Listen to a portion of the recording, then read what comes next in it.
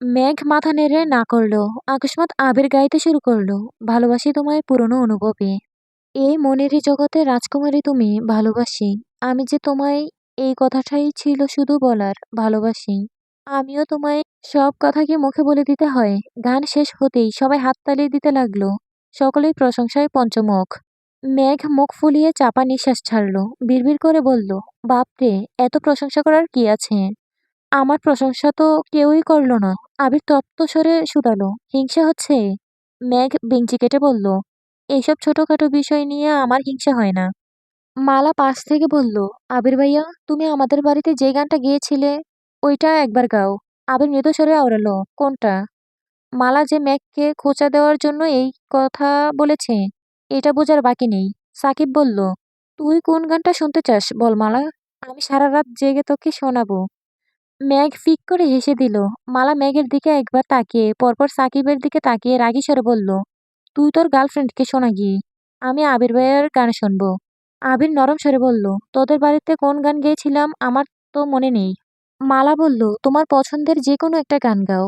আবির মেঘের দিকে তাকিয়ে একবার দেখলো মেঘ ফোন হাতে নিয়ে বসে আছে। আবির বা মালা কারোর দিকেই তাকাচ্ছে না। আবির নিরাশ কণ্ঠে বলল, আমার গান শোনার প্রতি কারো আগ্রহ আছে বলে মনে হয় না। মালা, তোকে বরং আমি আলাদাভাবে গান শোনাবো। তৎক্ষণাৎ মেঘের মনোযোগ সরে গেল। চোখ বড় করে তাকালো। আবিরের কথা শুনে মালাও সম্মতি দিল। শরীফ পাশ থেকে বলল, তুই আলাদাভাবে কাকে গান শোনাবি সেটা একান্তই তোর ব্যাপার। আমাদের সামনে একটা গান গা। মিম স্মৃতিরা ফিস ফিস করে কিছু বলছিল। সাথে শরীফদের বাড়ির কয়েকটা পিচ্ছিও আছে। হঠাৎ ওরাও উঠে কোথাও চলে গেছে। ওদের পরপর মেঘও উঠে গেল।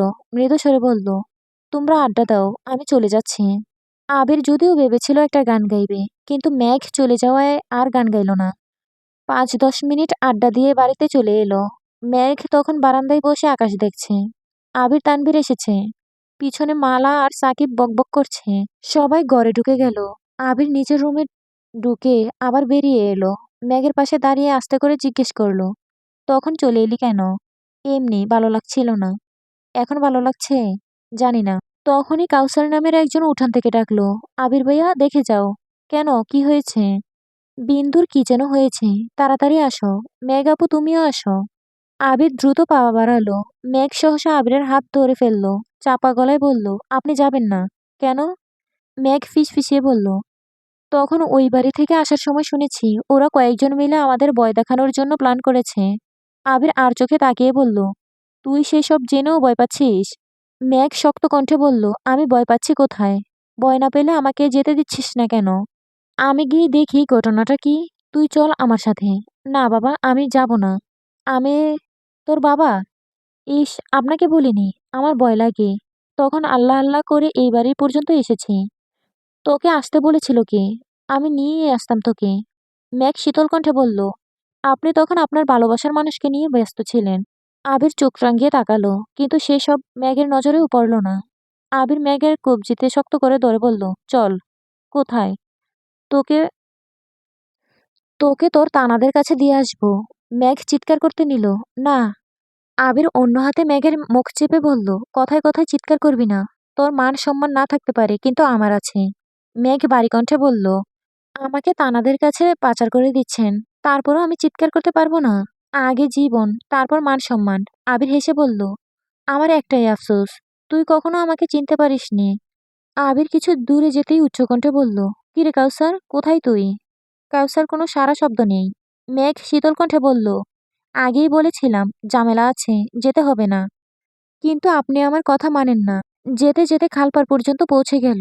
কোথাও কেউ নেই। মেঘ শূন্য আকাশ। চাঁদের আলোতে সবকিছুই স্পষ্ট দেখা যাচ্ছে। একদিকে ছোট জঙ্গল, অন্যদিকে বড় বড় গাছ। গাছের ছায়াগুলো দেখতে ভয়ঙ্কর। মেঘ ভয়ে আবিরের পাঞ্জাবি খামচে ধরে রাখছে। আবির মোলায়েম কণ্ঠে বলল, কোথায় তোর তানারা? আর কাউসাররা কোথায়? এসেছেন কেন? আমার তোকে নিয়ে ঘুরতে ইচ্ছে হয়েছে, তাই এসেছি। মেঘ ভয়ার্ত কণ্ঠে বলল, বড় আব্বু এত ভালো, অথচ আপনি এমন কেন? বিদেশে থাকলে বুঝি মানুষ এমনই হয়?